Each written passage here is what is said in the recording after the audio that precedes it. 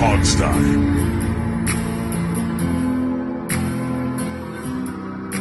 Hello, and welcome to a very sad episode of the Hogside. A sad episode for multiple reasons. One, the football season's over. That is a sad thing. We now have to get into the off season, and although you all know I love the off season as much as I love the Washington regular excels in season. the off season. Are you kidding We me? used to we were at one point the off season champions, and then Dan Snyder Absolutely. ran out of money.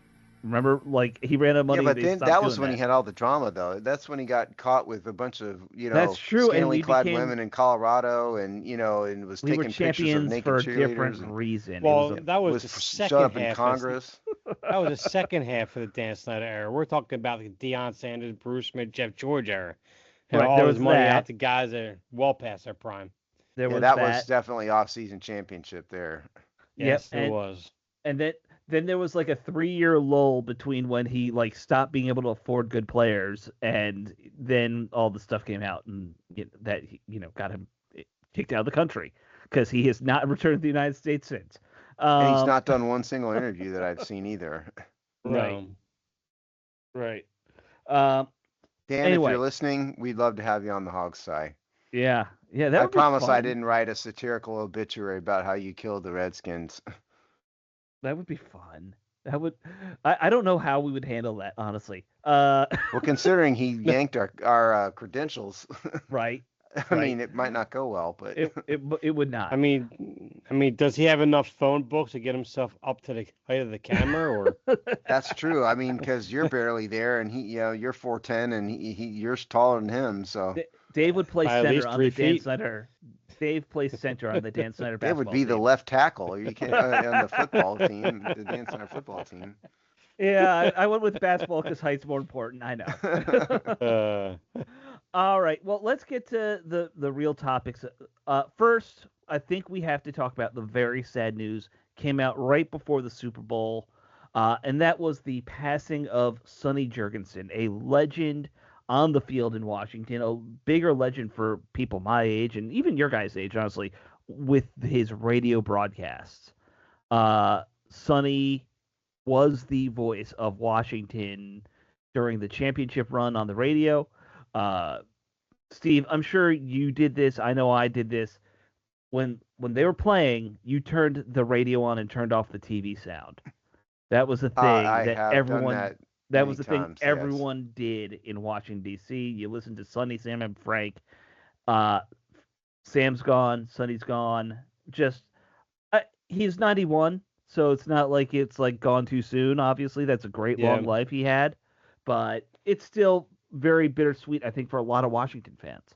I actually tried to record those games and then sync the radio up with the TV because it was always the radio was like 10 seconds ahead of the TV. Right. Yeah. You were usually hearing first down and they're on third down kind of thing. Yeah. Right. So I would like delay. I would try to sync it up because we wanted to hear. So, we are all on this show. We're all too young to have seen Sonny play live. Right. Right. I certainly got to know him as the voice of the Redskins, him and Sam Huff on the radio, and it really wasn't until later for me that I realized what a great quarterback he really was. And because we are a football show, first of all, I wrote a column, our obituary. I wrote it for us. Rest in peace, Sonny. It was published on the 9th of February. And by the way, I mean, we don't know what specific causes he succumbed Oldism. to. I'm just going to assume Yeah, oldism. it was old age. He's 91, but point is Right. the family didn't make any announcements, and we're not gonna His speculate. hard living lifestyle, famous cigar smoker, famous drinker. That hard lifestyle finally caught up to him, is what it sounds like. Yeah, I guess. But so for his career, here's some of his stats. Okay, so in total, he was drafted by the Eagles. First of all, for those who don't remember, in 1957, fourth round pick, and he was traded to Washington in the 1964 offseason. So total between the two, and he didn't start for 3 years. He only started in 1961. In total, 218 games, 147 starts, 2,433 completions, 4,262 attempts, which is 57.1 completion percentage, more than 32,000 yards, Now 255 touchdowns. we should put that in context too. I'm going to get to that. Gotcha, I'm going to get to that. Yeah. And a quarterback rating of 82.6 for Washington. 108 games, 135 starts, 1,831 passes, completions, and 3,155 attempts, 58% completion percentage, more than 22,000 yards, 83.9 quarterback rating. And he got Washington to the playoffs in 4 years, including the Super Bowl 1970 after the 1972 season. His best year was absolutely 1967. 3,700 yards, 56.7 completion percentage, 31 touchdowns. Now, to Alex's point, I wrote a column last offseason rather, that was called "The Best Seasons by a Washington Quarterback in History," and in this column, I created a process wherein I normalized, for lack of a better term, all of the quarterback stats to try to compare eras. Because Alex is right. 56% completion percentage is going to get you benched today. Back then, it was pretty darn good. Back then, that would have been top 3 almost every year. Yes. Like, anything over 50% was rare. And the way it fell out is that, and I went through this a year ago. You can go back and listen to that show. I don't necessarily want to go over all of that, but suffice to say that when I normalized all the stats, my process was I took averages for each decade for various stats and then compared and adjusted the stats based on the average in that era, in that decade. And statistically, how it came out is Jorgensen's 1967 season was the second best quarterback season in history. Sammy Ball's 1945 blew everybody away by far, and then Jorgensen's was next. And so I think what we saw, it's hard to just read stats like that and appreciate his greatness, but when you look at the stats in context, unbelievably good. So he's a Redskin legend. He was a guy who aided me in my love of the Redskins as an early kid, and I'm sorry he's gone, and rest in peace. Yeah, look, we're talking about a guy who I think led the league in passing yardage 5 years in his career, which is pretty darn impressive. That goes with along with a Brady, a Manning. I don't know who has the most of that stat off the top of my head. I'm sure I could look it up at some point, but that's pretty rare. 5 years, most careers are 10 years. That means, half of a career he's leading the league in passing yardage. His touchdown record still hasn't been broken in Washington. It's, I think, 31 was that what you said there, right? Yeah. And that's still the record. And I honestly, even though he was a great player, he played on some terrible teams here early in his career, but it really is, to me, his post-playing career that cements him as a major part of the fabric of this team. We're talking a guy who 40 years of his life were either playing or working for this football team as a broadcaster.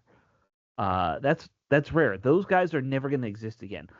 I double checked. He and is it Bobby Mitchell? Bobby Mitchell was the other guy who, after he retired from football, worked in the Washington front office. Yeah. They both were there 40 and 41 years respectively. You're never going to see a player in any pro sport, I think, have 41 years with one franchise like that anymore. And just to put something in context, in terms of, as an example, the completion percentage, in 1960, the average completion percentage in the NFL was 50.2%. In 1970, it was 51.1%. So he was, a full 7-8 percentage points above average. In those years. You're talking Mahomes level better than everyone else. Well, yeah, and so if you put it in 2024, the average completion percentage was 65.3%. And so that you're talking somebody who's up in the mid 70s consistently, which is, a Hall of Fame level player. Yes, which Jorgensen absolutely was. Correct. Right. It is funny. Washington has I feel like we know it as a team that like has had a quarterback dark age forever, and they have, right? Like we all lived through the last 30 years, but they arguably have had two of the most important quarterbacks in league history in this franchise with Sammy Baugh and Sonny Jurgensen. I mean, you could make a case that Sammy Baugh goes on the Mount Rushmore of quarterbacks because he kind of pioneered that forward passing mobile quarterback thing in the 30s and 40s, and Jurgensen was just one of the most pure pocket passers before that was really a thing.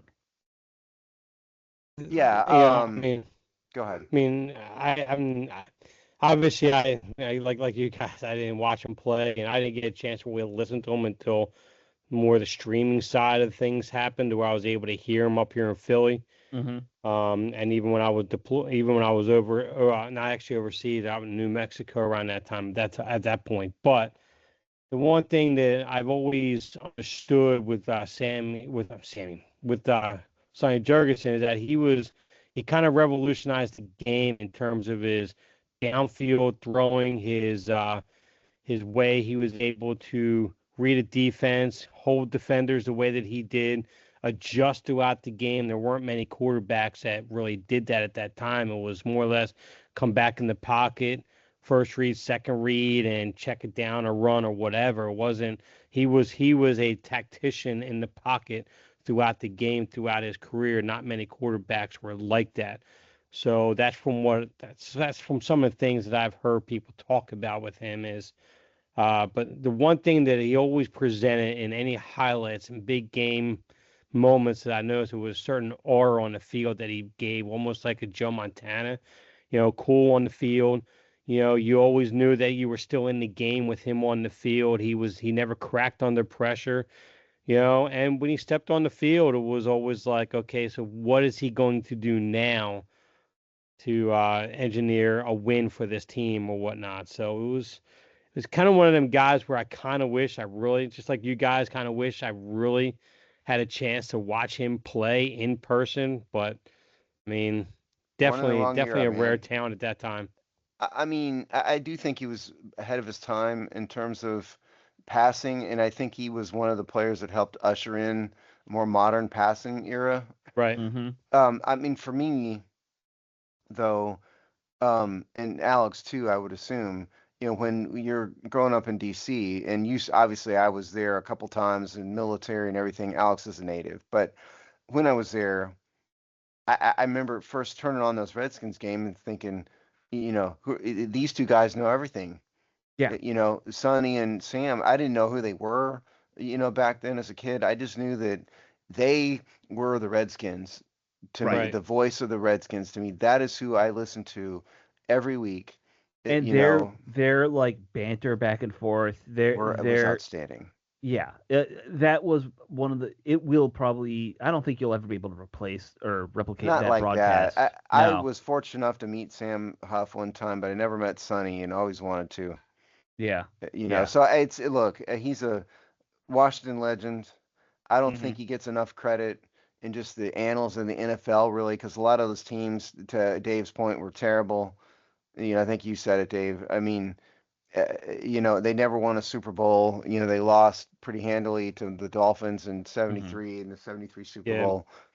So I don't think he gets the credit he deserves, but I Well, think there's also from recency bias with football. oh, There there Yeah. are, absolutely. but Yeah. if you go back and read my column, which it's called Best Seasons by a Washington Quarterback in Team History, published in July of 2025. Again, I mean, you will see how his stats Hmm. compared, when the eras are sort of equalized out. Yeah. Well, a shame. Well, the one shame for him was the fact that he only got 1 year out of Vince Lombardi. If it wasn't for the fact that he had the cancer like he did, you never know what he could have done for his career and for the next like 3 4 years and what that team could have become. So, but Yeah. yeah. Lombardi, who's that? Lombardi? Hmm. Oh, Vince uh, Lombardi. Oh, that guy. yeah. Yeah, he might have helped if he had been able to stay around. I heard he's a pretty good coach. Yeah. Yeah, he was okay in Green Bay. I mean, Hmm. he was definitely carried. Yeah. By the way, I did look up this random stat. Sonny Jurgensen versus Johnny Unitas, probably the two greatest quarterbacks of the '60s, Yes. uh, without question. The difference in passing yardage between the two, less than 300 yards Oh wow. over that span of the 1960s. I Wow. think Unitas generally gets more credit in Well, NFL he won Super circles than Bowls. does Yeah. Sonny.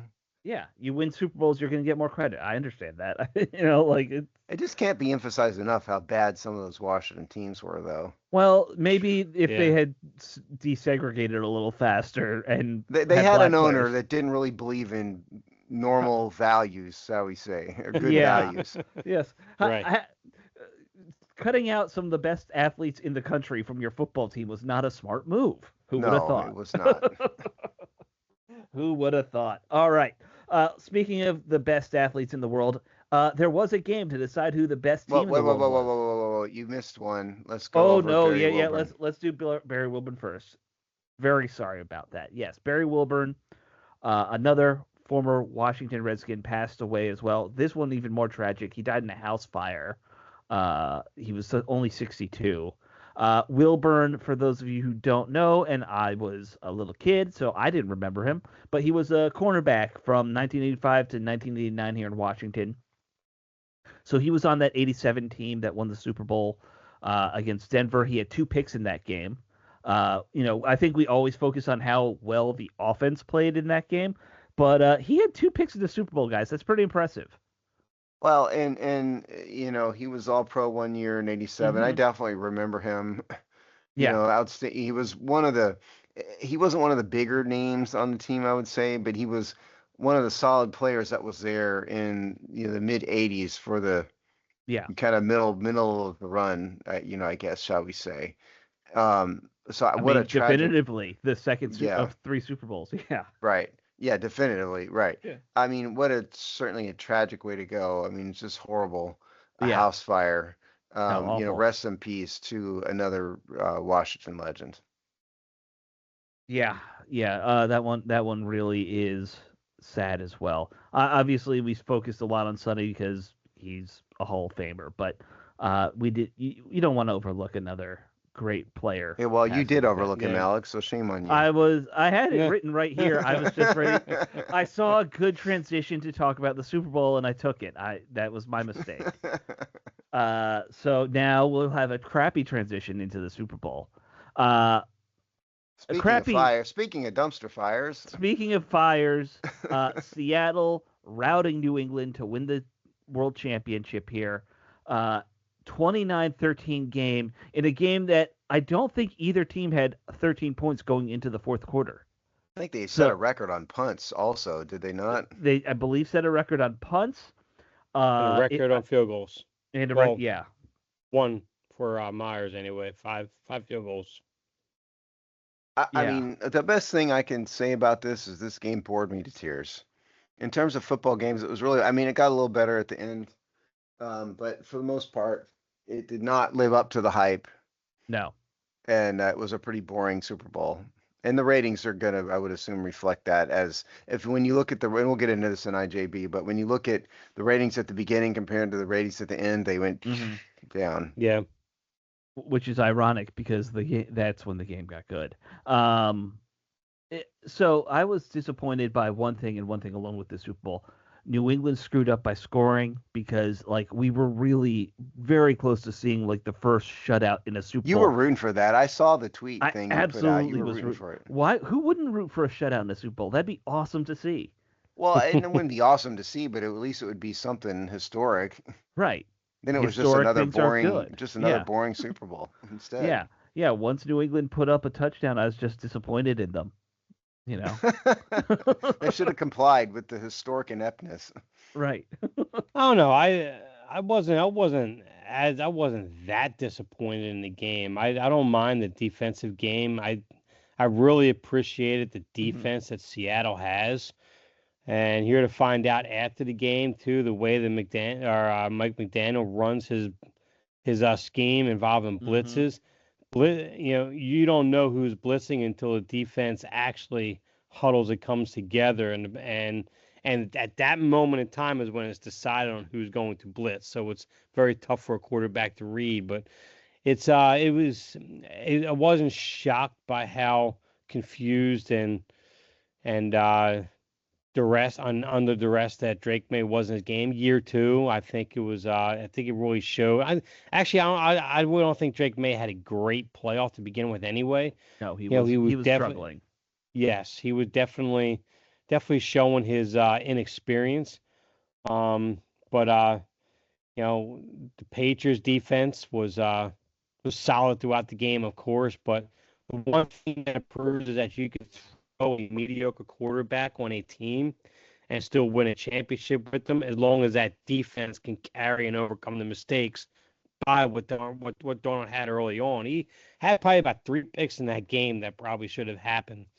There was two clearly basically dropped by the defenders, and one was Hmm. helped by the receiver for it not to be a pick. But overall, I thought Darnold stood tall compared to what his history has been. So I was kind of happy for him to a point. But overall, I thought defensively, Seattle was showing me what I hope Washington could eventually morph into, but it's going to take years for that to happen. But Well, yeah, it's I mean, in just all seriousness, I mean, the lesson out of the game was that Seattle's pass rush ruled the day. That they Oh, tortured Drake absolutely. May. four He man was rush absolutely, most of the game too. Yeah. yeah, they tortured him. And if you want other than something other than me just making fun of how boring it was, I mean, that was what everybody should get out of it is that Seattle's four-man pass rush really ruled the day. And when you can put that much pressure, which is four men, four pass rushers, that really locks down your secondary too, because you got seven Right. people in the secondary and an inexperienced quarterback to boot. So Look, it's the NFL. That is a formula that it's fallen out of favor. But if you can run the ball and you can play defense, you win yeah. a lot. There's always been that formula that will win a lot of games if you do those two Yep. things very well, and So that's what we here's to saw. rooting for a better Super Bowl next year, though.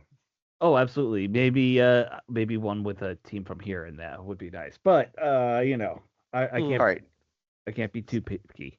So I'm not going to harp on this, but I made a huge stink about the halftime show and how much I hated it.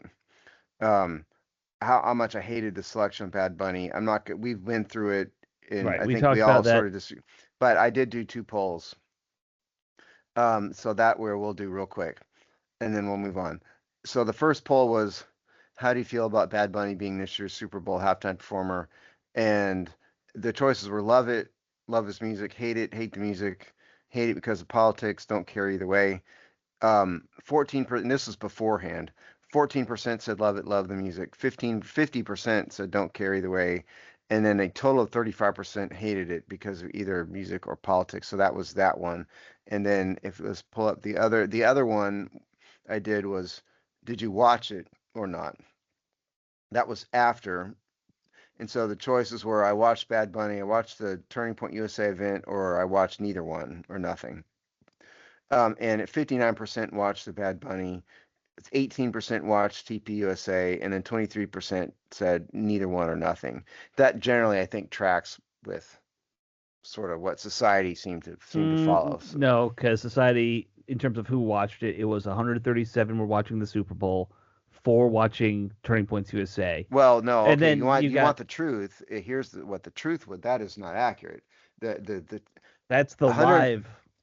They So people if watch you more want, now here's the recorded. truth. So this is Ryan Glass-Spiegel, and Super Bowl by Who? quarter hours. He is, I believe, Outkick. I think. Reporter Okay, so a highly biased guy. Let's just be clear there. um, 745 to 759, 137.9 million, which includes 134 million NBC and then 3.6 in Telemundo. 8 to 814, 135 million, and then 815 to 829, it went down to 128 million to 123 million on NBC. And then the four to 5 million for the Turning Point thing was just a YouTube stream, which is not counting all the other streams, and so it was higher, somewhere higher than that. I mean, so add a couple million to that for the other areas, so you're probably talking, you know, 7, 8 million probably watching the Turning Point thing, including me. Well, now there was the controversy with the YouTube thing, though. Do you know about that? I They saw some allegations that some biased liberal reporter claims that they had basically purchased, right, viewers, and I don't know if and that's true that's or not. There was no, they right. didn't have any evidence of that. That's just Well, an allegation by some reporter. this is the problem with, of course, the internet streaming. Like Right. we could do that with our show. If we wanted to, we could buy people to listen. We could. We've had that offer. Yes, we did early We on. people offer us, that kind of Yep. thing. Yeah. Yeah. So, that's my one.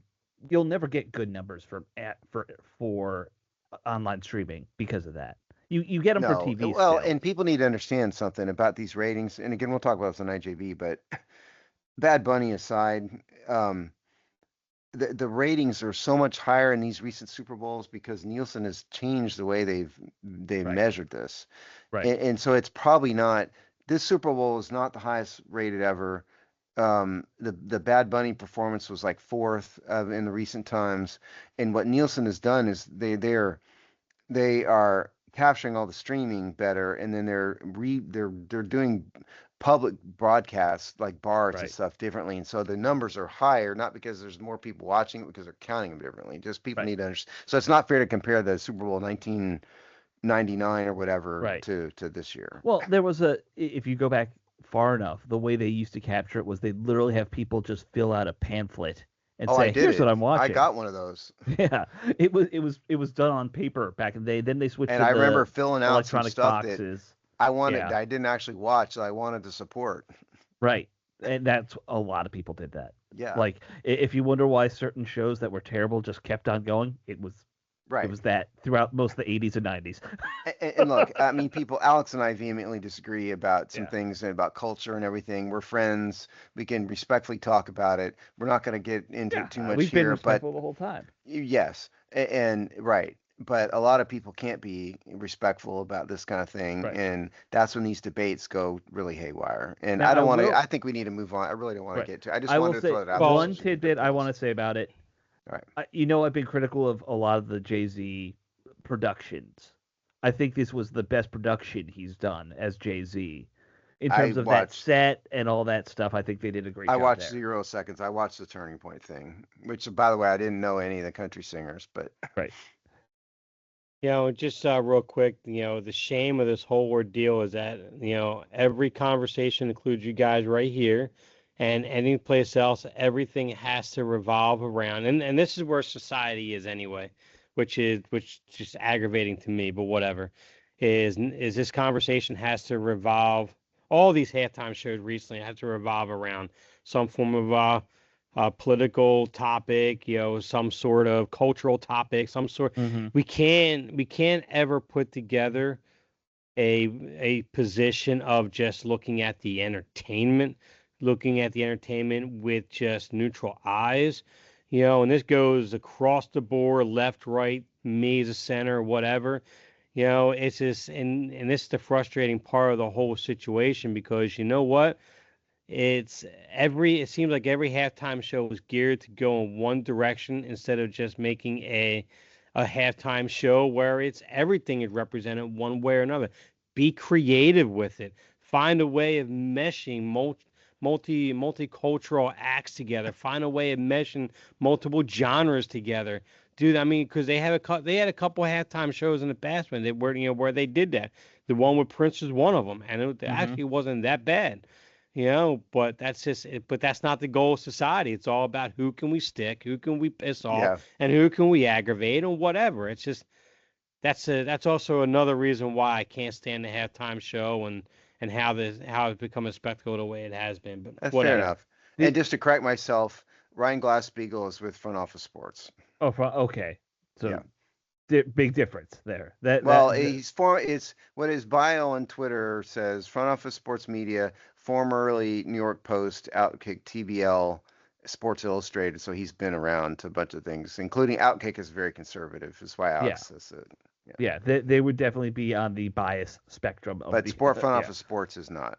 No, front office sports. If that was for there, I would trust it a lot more. Yes. Okay, so let's move on.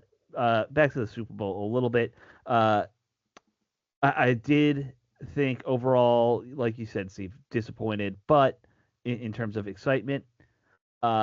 But it's interesting to me that we're kind of seeing a resurgence of defense overall as like a big factor in the NFL. It felt like this became an offense-only game for a few years. The last 2 Super Bowls now, defensive teams winning. Yeah. Well, So I think it goes. I think it goes to the point that we just haven't seen the refs make a lot of calls in favor of the they kept offense everything all in the year pocket long. in that game, Yeah. didn't they? Yes, Yeah. it's been like that for almost majority of the year. I mean, it's almost like the league said, you know what, let's let them play a little bit this year. Well, I mean, the defense wins championships thing is a bit cliched, but I think it's Yeah. very, very true. You know, and I think what it really means is an elite defense will win championships. And I think an elite Yeah, defense will stop an elite offense more times than not, just generally speaking. Mhm. You know, like look what happened to Washington in the playoffs last year against Philadelphia. Fell apart in the NFC Championship game. Much better defense. Yep. You know, And meanwhile then their Philly defense did the stunk. same thing in the next round in the Yeah, championship after and that. Washington's defense stunk Yeah. and still stinks, and it Yep. hurts them every Yeah. week. Yeah. and an elite defense will beat almost any elite quarterback not named Montana. So I mean, hey, Yeah. So Montana was overrated. There's yeah, my hot right. take of the day. There's my hot Yeah. take for the day. Steve's gonna get That more performance against hate for that. Cincinnati and Yeah. performance against Cincinnati with the league's top pass defense, one of the best run defenses of the time, and everything, and yet he still found a way of winning that game.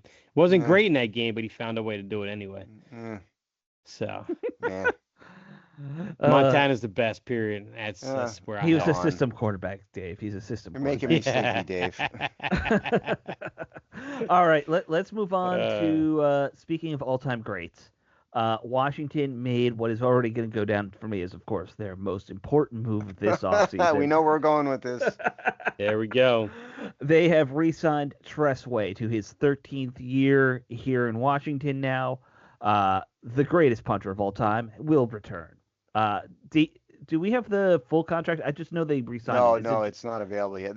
We're recording this on Wednesday, and Right. I think it was announced on Wednesday. I did look, and no, I do not have any contractual details. Right. So I'm going to play a fun game with you guys. And, Okay. You don't know the game, but the game is here. The hint of the game is Tressway is now 1, 2, 3, 4, 5th all time in terms of Washington games played for Washington, Redskins / whatever else name you want to use. Okay. Can you guys name the other 4? And Monty Coleman, Darryl Green. Yep. Let me think. Who else has been a man. really long time? Tressway is 5th, you said. Yeah, I'll give you. I mean, Tressway's number right now is 196. Okay. How many total years was Charles Mann with Washington again? Not as long as you'd think. No, I'm not going to look it up remember. because in honor of the don't game, cheat, I'm not going of to look it up. course. I'm not going to cheat. You got the first 2 easily, Green and Coleman. I knew those. Yes. By the way, if Tressway plays all 17 games, he will now be third. He'll be Is third. it after somebody that. like maybe like Bobby Mitchell? No, Is he up no. He was up there, but he's not in the top 5 now. Charlie Taylor? Nope. Man, I mean, look, they're all the same era. I will give you that as a hint. Roughly. Okay. One's Okay. a little. All right. So then we got to go to Joe Jacoby. Jacoby. I was going to say Jacoby's got to be up there. No. He's up there, but he's not in the conversation. Russ Grimm. Nope. You got to give us a hint. We're missing this, so give us a Okay. hint. All right. One of you guys shares a first name with one of these, and the other guy is the greatest receiver of all time. How about that? Art Monk. Oh, you got Art There you Monk go. right there. Yeah. Art Monk at 205. Okay, and then either Steve or Dave. Right. Or Thomas. That's not his first name. That's my last name, Dave. I know, but still, I'm throwing it out there. It's not even my real last name. It's a fake last name. I'm just throwing it out there. Or Um, Earl then, I guess. Probably, I don't know. Man, I'm probably a striking out Steve. completely. What is it? All right, give me another hint, or just let us have it. It's Dave Butts. Dave Oh, Butts. Dave Butts. Oh Jesus. Well, of all people, I should have gotten Dave Butts. Yes, you should have. But yes, now so if Tress plays all 17 games, he will just be behind Monty Coleman. Because Monty And Daryl Coleman's Green. #1, right? No. Or is Monty Coleman has 215 games, so Tress could pass him. No one's passing Daryl Green at 295 Okay, career so Green games. is #1 by a long shot, but yeah. Yeah, Okay. yeah. Green has 99 more games than Tress Way, which Yeah. just is That's not insane. gonna happen. Yeah. Yeah. Man, Right. I'm disappointed I didn't get Dave Butts. That just Yeah. really. Yeah. Yeah. I'm disappointed in you too, Steve. Because Actually, he's the one whose Super Bowl ring I've had on my hand, and I told right. that story last week. Yeah. I'm not going to get into why it was a really long story. I can't do that, but he was very, very nice guy. Yeah. All right. Let's He's a very move. large guy. Yeah. Yeah. Newsflash. I think. Can I tell one? I'm going to tell one quick thing though, Okay. and I'm trying to not give anything away with this. At one point, I was at a table with him, and the lady I was sitting next to him. The lady on the other side of him, who I don't want to say who it was, he let a couple people hold a Super Bowl ring, She put that ring completely over her diamond wedding ring. Wow. Like the diamond and everything went under it. His hands were so I think big. you've mentioned that once or twice. Yeah. Yeah. That his crazy. fingers are just ginormous. Yeah. I have and very he said, average and he's size. also told me that he got that ring was on like a middle finger because he wanted more gold. Oh, that's what. Well, and he had multiple, didn't he? Or was Yeah, Butts no, only he there for did. one? Okay. No. He was there because he had one for the on his hand that day for the NFC Championship in the '83. He had on Gotcha. his hand. He showed me that one too, and the one I had was '87, the one that he Gotcha. let people wear. Got it.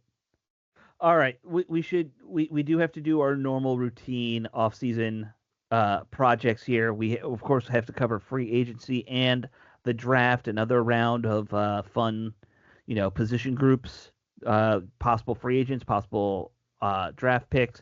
Uh, Steve, I'll leave it up to you. Do you want to do the offensive tackles first, or do you want to do the free agency preview of corners and safeties? Let's do draft tackles first, so I can close the edit block Yeah, on this that's column. fair. That's fair. Okay. All right. So no one from Tampa did both of these for us, and what we're starting with here, not starting with, what we're moving to today is the draft class of interior defensive line, and Oh, sorry, it's interior lineman, not exterior, not tackle. yeah, right, interior line. And the idea behind this series is that we want to give everybody a preview of all of the position groups before the draft, leading up to the draft, and we sort of save the best for last, if you will. And certainly this is partly why we're doing defensive line the week of the Super Bowl. I mean, there is a method to the madness of how I score these things out.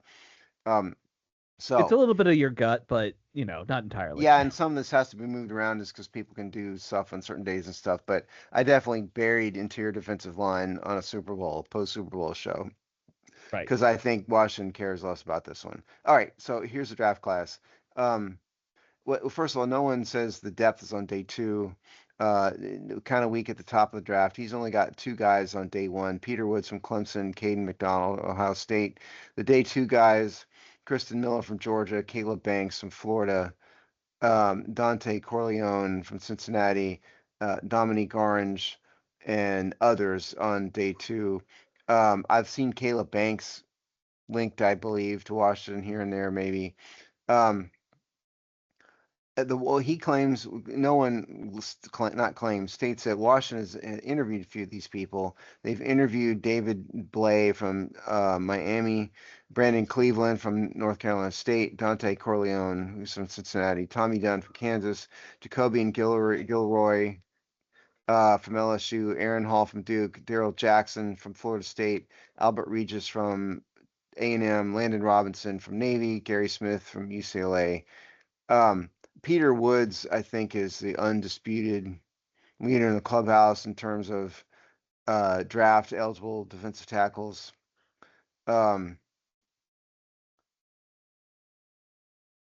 And because it's such a weak position group, I think we're not drafting one of these, No. you know. We Yeah. have depth. We're spending money there. I think, yeah, I'm gonna probably call it there. So that's a Yeah. quick overview. You can read this. This will be published on Friday. You can read it hmm on Friday. It might be one of those random seventh round pick things. Like you just Yes, you know. but these top of the draft guys are not in Washington's No, future no, for no, this year. no. None of them are. All right. Similarly, all right. I'll start going through some of the secondary options here in the free agency market.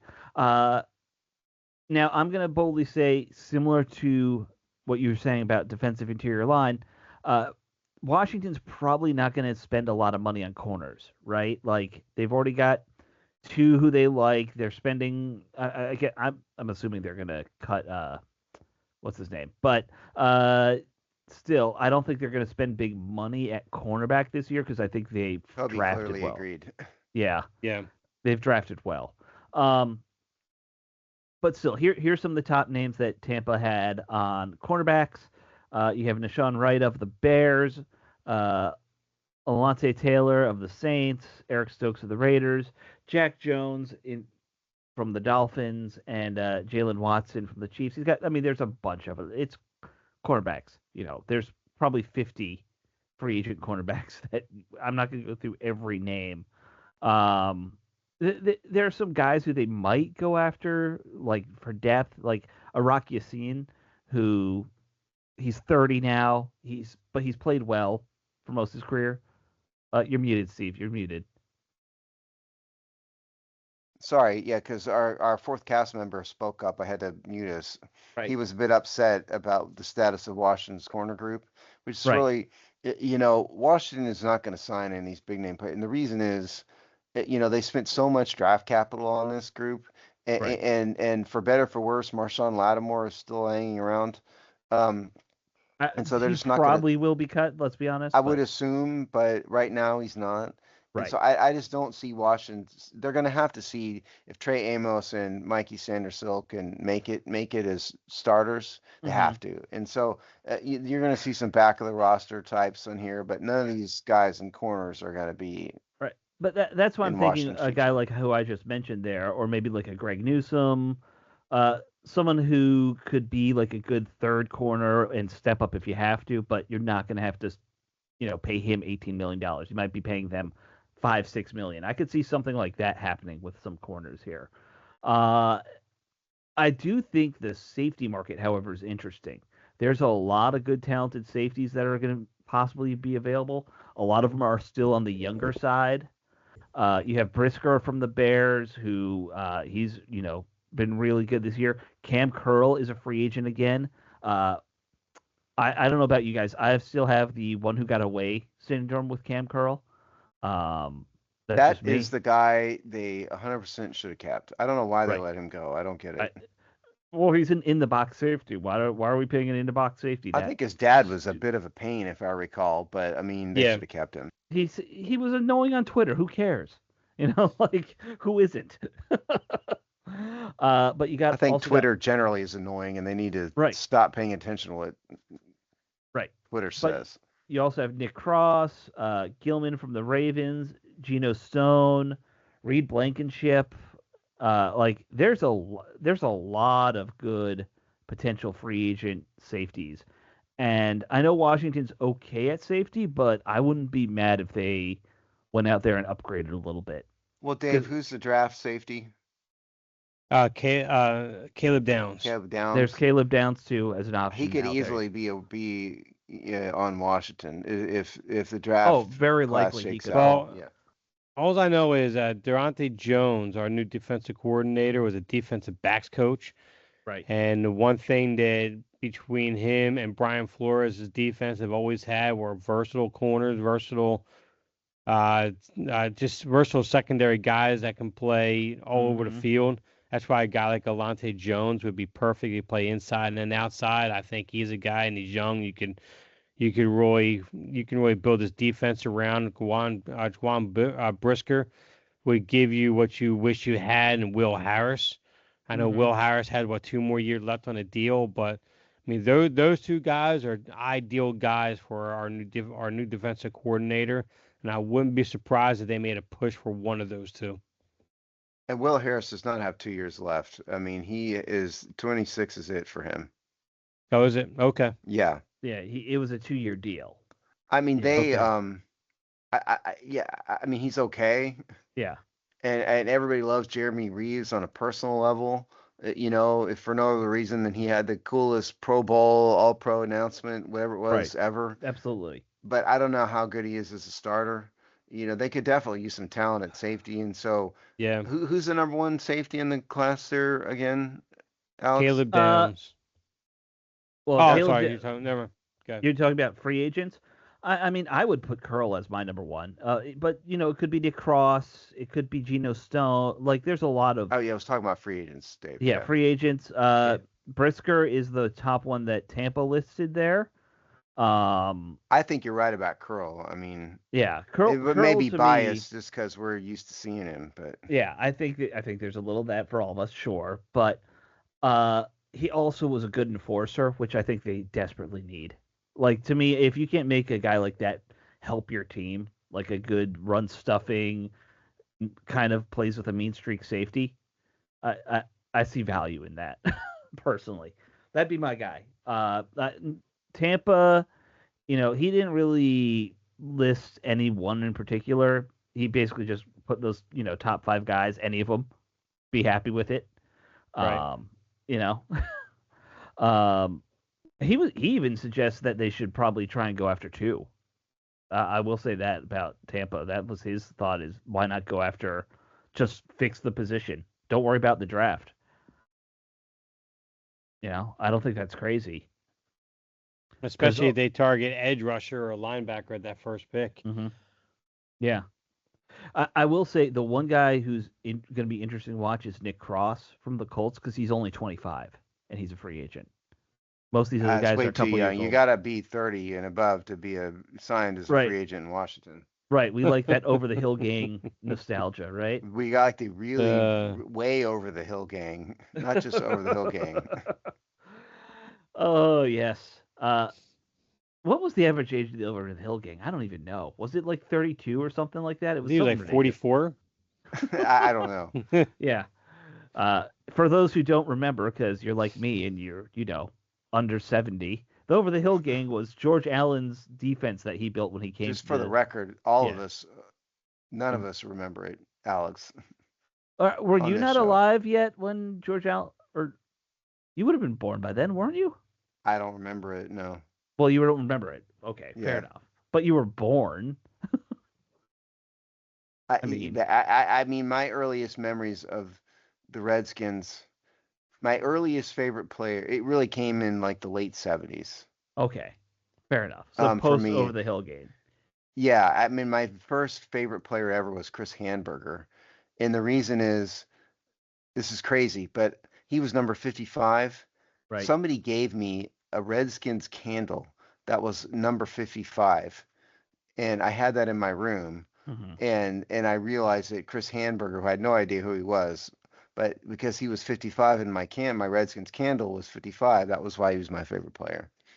There you go. Yeah, that's good enough. It's almost as good as or not Matt Damon. Who am I thinking of? Matt McConaughey. His Chris Hamburger. I liked hamburgers, so I like Chris Hamburger thing. For me, it was my candle. Which, by the way, Matt McConaughey is now doing those Uber Eats football commercials. How's that not come in there yet? Like, that's his it's a legit bit that he's done forever, and they haven't brought that into. Because nobody knows who Chris Handberger is. That's why, outside of Washington. This is And what I this is. remember how upset I was because that candle melted in a move. Because when you're in the military, you move all the time. Yep. And out of one of those moves, the thing was a pile of wax, and I was so heartbroken.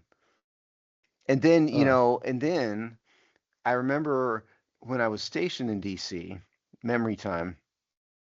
I had a Ford car, and I took my Ford for service in like the Upper Marlboro Ford dealership. Mm-hmm. And what do I hear over the loudspeaker? But Chris Handberger, you have a phone call. Right. And I Right. was like, whoa, hold on a minute. Chris Handberger, you tell me that he's here? And the guy went, "Oh yeah, he works here." And he was like, the sales manager or something. And I tried to find him, never found him. You know what's never going to happen again? A football player becoming a sales manager at a car dealership after I his can't remember if it career. was salesman. He did something like that for that Ford dealership. They might own a couple, but they won't ever be on the sales floor again. Right. But so when the 55 melted, was it just a 5 and you had to become a Heath Schuler fan for a while? It was a pile of Heath cracks. Schuler, It was nice. nothing. Good callback. I googled meet worst Heath Schuler, players to though. wear 5 in Washington history, and I did meet Heath Schuler. I have a cool story about him, but it's got to be off the air. Oh. No, I can. No, I can do this. No, it's fine. I was trying not to out anybody. It's nothing like salacious. So you didn't have to bail Heath Schuler out of jail. No, right? no. I was stationed in Washington D.C. Sure. And my military boss was a diehard Dallas Cowboy fan. Mm-hmm. And so when he was leaving, and Dave knows, like you have these going away things for senior officers when they leave. For his going away thing, we had to come up with some gifts for him. And so me and the E9 Chief Master Sergeant, who was also a diehard Redskin fan, we got him a real gift. And I was like, man, we got to get him something from the Redskins. And it just so happened Heath Schuler was signing autographs on base that week. And so he and I went down to get to see Schuler, and we got him to sign something that said to blank, my number one fan. And that was like a hat or a jersey or something. So that's my Heath Schuler story. Yeah. And the guy was not amused, by the way. He was not amused. But he probably does still have it. I will save a little factoid I just saw for off air because I don't want to put this business out there for him. But I found something very funny about Heath Schuler just now. I think I know what you're going to say, but yeah, keep it off the air. We'll keep it off the air. All right. Yeah, so I think we kind of covered the secondary stuff there. Yeah, I think so. Yeah. Sign of safety, guys. Let's get active in that side because if you need to get younger, this is the year to get a free agent safety who can actually be here for like 3-4 seasons. Hopefully Josh Harris realizes he needs to get younger. I don't know if he does or not, Josh.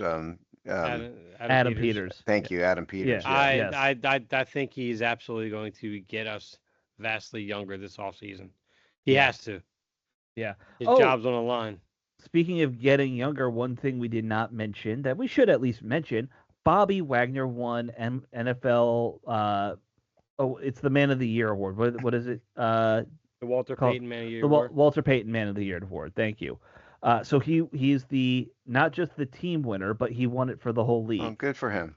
I didn't watch 1 second of that award ceremony. I don't know about you guys. No, of course not. But he won it. This is for charity work and being just good deed, do-gooder, Dudley do-right, whatever. I don't know. I heard Cam Madrano voted against him. He's really got an axe to grind. He does. Yeah. It's becoming a problem. He had a Pro Bowl season lined up waiting for him, but Bobby Wagner prevented that. That old man's fault. Too. Yeah, I would too. It's so old man's fault. It's a reverse Wally Pipp is what it is, A reverse Wally Pipp being where just established starter keeps starting and plays. As it should be. There is some talk though about them bringing Wagner back. I don't know if you guys have heard that. Do I pay attention to X and Twitter anymore? No. But like in social media, it's not the craziest thought ever. I mean, they need to get younger at it, for sure. So that they can draft somebody who's a starting linebacker, middle linebacker. They should. No, I mean, one thing about Durante Jones. I did listen to part of an interview with him on. We have a couple minutes here. Finley and B. Mitch interviewed him. I think it was Finley and B. Mitch. I mean, he's not necessarily married to 4.3, 3.4. No. Him, it's kind of a number. I mean, his quote was something like, it's not where they start out, it's where they wind up. I think he said something like that. And his point was, I think, that they're going to kind of mix it up and you may see a little bit more variety. I think is what he's not going to be so locked in. That's the way the league has kind of gone anyway, especially with the 3-4-3 thing. It doesn't matter. You're an edge rusher. Edge rushers are edge rushers. It doesn't matter if you were a linebacker versus a defensive end necessarily. It's can you actually get to the quarterback and play the edge position responsibilities right. Because some people can only do one or two things. Not everyone's good at everything there on the edge. I get it. It makes sense. I think there's a fair debate still between 7 in the box versus 6 or 5 in the box all the time. Because I think people get too into playing nickel all the time. That's where it's a real debate. Now, Yeah, no, I agree. But Yeah. as the Seahawks proved in the Super Bowl, the best thing is to have 4 in the box that are all outstanding and can get to Yeah, the right. quarterback or the yeah, quarterback. four elite defensive linemen You of can some just do kind. that. Yeah, and just beat people up. That's why, I mean, and I think we're out of time here, but I Yeah, we think are. Washington needs to do whatever they can to draft one of these edge rushers. Who are they, Dave? You know who they are. Who are the 2 edge rushers in the Well, draft? you have Bailey out of Texas A&M, and you have There's Bain one out of more. Yeah, Miami. them. Yeah. They need to move heaven and earth to find one of these 2 Yeah. guys. But why? Yeah. Chase Young is a free agent again. Yeah, there you That's go. a different Solution to position all group, your Dave. problems. Dave, you violated position group rules. Don't mess my system up. All right. Hey, and you're the one that mentioned edge rushers in the draft. I mean, hey. Yeah, that's I'm true. just babbling here. That's true. Right. All right, guys. That wraps up this show. This was a good show. We covered a lot of stuff. We did. And Yep. and things. Rest Happy in peace to Sonny and Barry. Rest in peace to Absolutely. both of them, of course. And Yes. I hope everyone enjoys a nice little 3-day weekend with President's Day or whatever coming up. It's the So- stupidest of all holidays, but we'll take it. That would be Not for me. I'll be working that day. I'm sure we could find a stupider holiday if we thought about it. What are we celebrating for President's Day? Somebody tell me. And don't Mattress say savings. Washington and Lincoln because Mattress otherwise savings. That's what we're Are you selling. Terry? Are you kidding me? The mattresses that you could buy on that day? Come on, Steve. what are we celebrating? This has got to be a topic for another day. Like, what the hell are we celebrating for President's Day? Yeah. Half of them I don't want to celebrate. Oh, more than half of them I don't want to Yes. celebrate. Yeah. Good number of them. Yeah. All right, guys. Let's talk next week. Later. Later.